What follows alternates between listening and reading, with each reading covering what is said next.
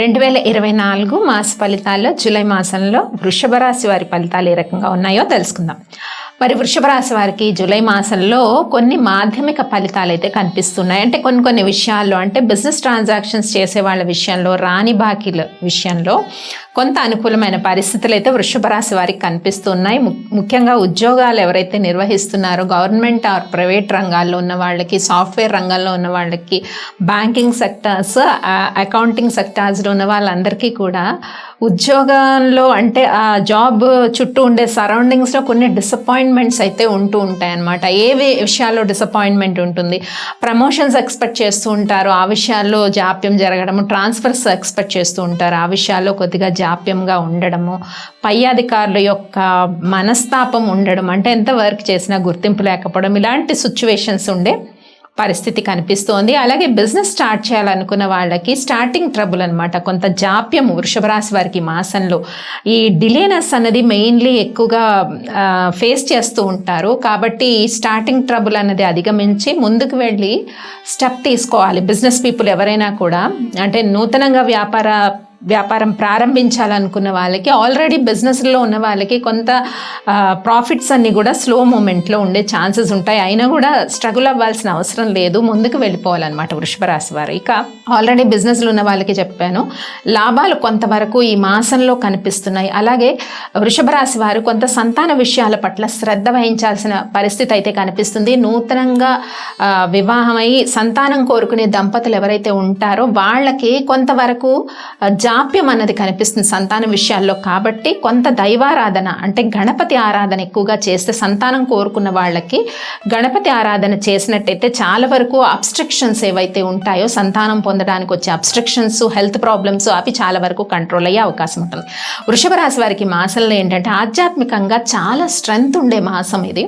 అంటే ఆధ్యాత్మిక పరంగా జూలై మాసం ఎన్నో పండగలు ఇవన్నీ కూడా మనకు వస్తూ ఉంటాయి. తొలి ఏకాదశి, అలాగే గురు పౌర్ణిమ, ఈ ఫెస్టివల్స్ అన్నీ అనమాట, బోనాలు, ఇవన్నీ ఉంటాయి. ఆధ్యాత్మికంగా ఈ మాసంలో చాలా పాజిటివ్ ఎనర్జీస్ ఉంటాయి. కాబట్టి ఈ మాసంలో కొంత మీకు గురుబలం కూడా అనుకూలంగా ఉండడం వల్ల వృషభ రాశి వారికి మీరు ఎంత ఆధ్యాత్మికంగా ముందుకు వెళ్తే మీకు అన్ని సత్ఫలితాలు వృషభ రాశి వారికి ఉంటాయి. అయితే ఆర్థిక విషయాలు, అంటే ఫైనాన్షియల్ ట్రాన్సాక్షన్స్ ఏవైతే ఉంటాయో అవి కొంచెము కొన్ని విషయాల్లో అనుకున్నంత ప్రాఫిట్స్ రాకపోవటం కానీ, లేదా స్ట్రక్ అవ్వడం కానీ మనీ, లేదా ఒక్కొక్కసారి అధిక ఖర్చులు కానీ, ఇలా అనిపించినా కూడా ఆధ్యాత్మికమైన విషయాల్లో పాజిటివిటీ చాలా ఎక్కువ ఉంటుంది. అంటే positive mind set, positive way of thinking, ధర్మబద్ధంగా ఆలోచనలు చేయటం, ఇవన్నీ కూడా పాజిటివిటీ అనేది వృషభ రాశి వారికి పెరుగుతుంది. దీనివల్ల ఏంటి, కొంతవరకు ఆధ్యాత్మికమైన బలం పెరగటం వల్ల ఉద్యోగ ప్రయత్నాలన్నీ కూడా మంచి సత్ఫలితాలు ఇవ్వడం. ఎప్పుడు జూలై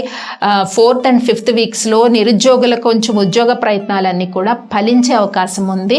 అలాగే విద్యార్థులకు కూడా కొంత అనుకూలమైన పరిస్థితులు, ఎప్పుడు విద్య విషయంలో ఆర్ హయ్యర్ స్టడీస్కి కానీ, మీరు ఎక్కడైనా యూనివర్సిటీస్కి ట్రై చేస్తున్న వాళ్ళకి, అబ్రాడ్ స్టడీకి వెళ్ళే వాళ్ళకి, వీళ్ళందరికీ కూడా 4th and 5th weeks July, ఈ వీక్స్ అనేవి పాజిటివ్గా ఉన్నాయి. అలాగే రైతుల విషయానికి వస్తే కూడా జూలై 4 and 5 వీక్స్ అనేవి, 4th వీక్ 5th వీక్ అనేది పాజిటివ్ రిజల్ట్స్ ఇచ్చే విధంగా అయితే కనిపిస్తోంది. అయితే 4th and 5th వీక్స్లో జూలైలో కొంతవరకు ఒక రకంగా ఫ్యామిలీ అఫైర్స్లో చిన్న మిస్అండర్స్టాండింగ్స్ కూడా ప్లేస్ చేసుకోవచ్చు. అప్పుడు అంటే జూలై 1st, 2nd, 3rd వీక్స్లో అన్నది పాజిటివిటీ ఎక్కువ ఉంటుంది, కూల్గా ఉంటుంది మైండ్.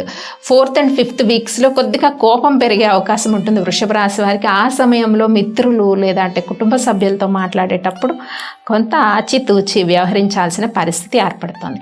ఇక బిజినెస్ ట్రాన్సాక్షన్స్ పాజిటివ్గా ఉన్నాయి. జూలై 5 వీక్స్ కూడా, అంటే 5 వీక్స్ ఉన్నాయి మనకి జూలైలో, ఆల్మోస్ట్ 5th వీక్ 3 days ఉందన్నమాట. సో ఈ 5 వీక్స్ కూడా పాజిటివ్గా ఉంది. బిజినెస్ ట్రాన్సాక్షన్స్ అండ్ స్పెక్యులేషన్, ఇవన్నీ కూడా స్పెక్యులేషన్ బిజినెస్. ఇంకా ఖర్చుల విషయానికి వస్తే జూలై 1st, 2nd, 3rd వీక్స్లో ఖర్చులు అదుపులో ఉంటాయి.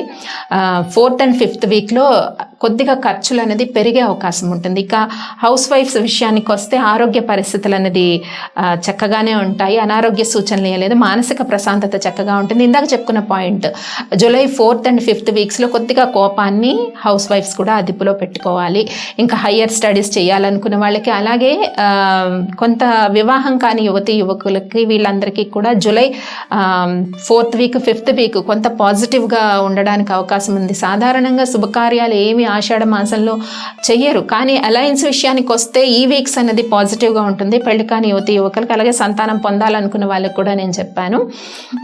సో కాబట్టి ఇవన్నీ కూడా ఫాలో చేయండి. ఇంకా చెప్పుకున్నాము కొన్ని డిసప్పాయింట్మెంట్స్ మీరు జాబ్ చేసే ప్లేస్లో, బిజినెస్ ప్లేస్లో, కొలీగ్స్తో, నైబర్స్తో ఉండే ఛాన్సెస్ ఉంటుంది, మీ సుపీరియర్స్తో ఉండే ఛాన్సెస్ ఉంటుంది. ఆ విషయాల్లో కొద్దిగా జాగ్రత్త తీసుకోవాలి. అయితే ఈ మాసంలో ప్రత్యేకించి మనం పూజ చేయాల్సిన దైవం విషయానికి వస్తే ఎక్కువ శాతం ఏంటంటే హనుమాన్ ఆరాధన చేసినట్టయితే శివారాధన చెయ్యొచ్చు. అలాగే హనుమాన్ ఆరాధన ఈ మాసంలో చాలా వరకు కొంతవరకు పై అధికారులతో కొద్దిగా మనస్తాపం అని చెప్పుకున్నాము, కొద్దిగా డిలేనెస్ ఉంటుంది. జూలై 1st, 2nd, 3rd వీక్స్లో కొన్ని రిజల్ట్స్ రావడంలో డిలేనెస్ ఉంటుంది. కాబట్టి హనుమాన్ ఆరాధన చేయడము, రామరక్షా స్తోత్రాన్ని పఠించడం, విష్ణు సహస్రనామాన్ని వినడము, ఇవన్నీ కూడా పాజిటివ్ చేంజెస్ అయితే వృషభ రాశి వారికి ఈ మాసంలో అనుకూలంగా ఉంటుందన్నమాట.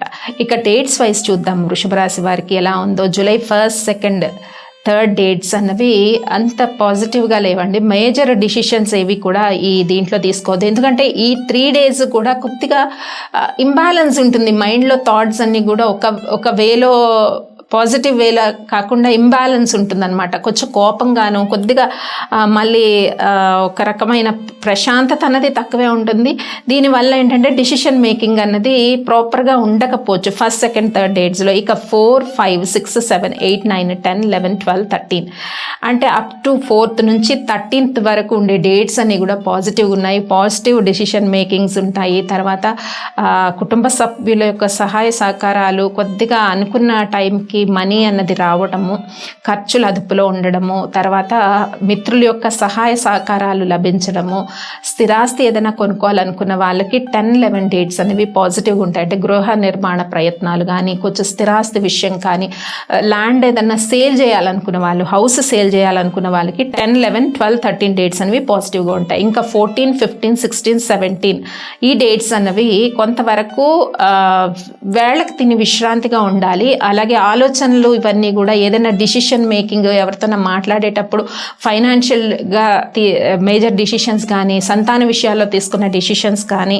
ఇంకా ఇవన్నీ కూడా ఈ 14, 15, 16, 17 అన్నది ఆలోచనల వరకు చేయొచ్చు, కానీ మేజర్ డిసిషన్ ఇంప్లిమెంటేషన్ అన్నది చేయకుండా ఉంటే మంచిది. ఇక 18, 19 డేట్స్ అనేవి మళ్ళీ పాజిటివ్గా ఉన్నాయి. కొంత బంధుమిత్రులతో కలుస్తారు, దూరమైన మిత్రులు కలుస్తారు, కొంత రిలేషన్స్, ప్రేమ విషయాలు ఇవన్నీ కూడా రిలేషన్స్ రీగైన్ అవుతాయి. ఎప్పుడు 18 and 19. ఇంకా 20, 21 డేట్స్ అనేవి నార్మల్గా ఉన్నాయి. మళ్ళీ 22, 23, 24, 25, 26, 27 వరకు ఉండే డేట్స్ పాజిటివ్ ఉన్నాయి. ఎప్పటి నుంచి 22nd to 27th ఉండే డేట్స్.